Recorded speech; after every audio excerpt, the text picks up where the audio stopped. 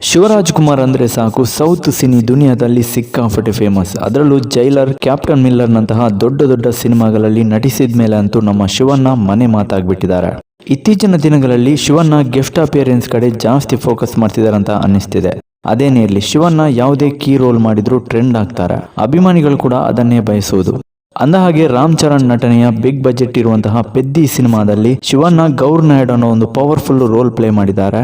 ಅದರಲ್ಲೂ ಶಿವಣ್ಣ ಕುಸ್ತಿಪಟುವಾಗಿ ರಾಮ್ ಚರಣ್ ಅವರ ಗುರು ಆಗಿ ಕಾಣಿಸಿಕೊಂಡಿರುವುದು ತುಂಬಾನೇ ವಿಶೇಷ ಅಂತಾನೆ ಹೇಳ್ಬಹುದು. ಇತ್ತೀಚೆಗೆ ಶಿವಣ್ಣನ ಪಾತ್ರದ ಬಗ್ಗೆ ಒಂದು ಸಣ್ಣ ಮೇಕಿಂಗ್ ಗ್ಲಿಮ್ಸ್ ಬಿಟ್ಟಿದ್ದಾರೆ. ಶಿವಣ್ಣನ ಗೆಟಪ್ ಅಂಡ್ ಸ್ಟೈಲ್ ನೋಡಿ ಸಖತ್ ಖುಷಿ ಆಯ್ತು ನಂಗೆ. ಇನ್ನು ಈ ಸಿನಿಮಾ ಜೂನ್ 4ಗೆ ವರ್ಲ್ಡ್ ವೈಡ್ ಗ್ರ್ಯಾಂಡ್ ಆಗಿ ರಿಲೀಸ್ ಆಗ್ತಿದೆ. ಇದರ ಟ್ರೈಲರ್ ಇದೇ 18ಗೆ ರಿಲೀಸ್ ಮಾಡಲಾಗ್ತಿದೆ.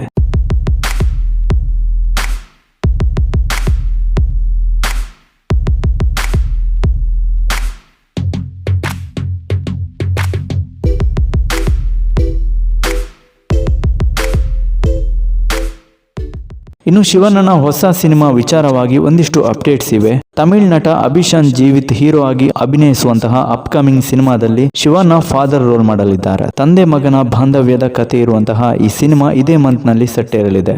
ಅದೇ ರೀತಿ ಕನ್ನಡದ ಗೂಗ್ಲಿ ಡೈರೆಕ್ಟರ್ ಪವನ್ ಒಡೆಯರ್ ನಿರ್ದೇಶನದ ಒಂದು crime with suspense thriller cinema titled as Bail ಡೈರೆಕ್ಷನ್ಗೆ ತುಂಬಾನೇ ಗ್ಯಾಪ್ ತಗೊಂಡು ಇದೀಗ ಒಂದು ಬ್ಯೂಟಿಫುಲ್ ಸ್ಕ್ರಿಪ್ಟ್ ಜೊತೆಗೆ ರೆಡಿಯಾಗಿ for the first time hattrick hero Shivaraj Kumar ಜೊತೆಗೆ ಕೊಲಾಬ್ರೇಟ್ ಆಗ್ತಿದ್ದಾರೆ ಪವನ್ ಒಡೆಯರ್ ಅವರು.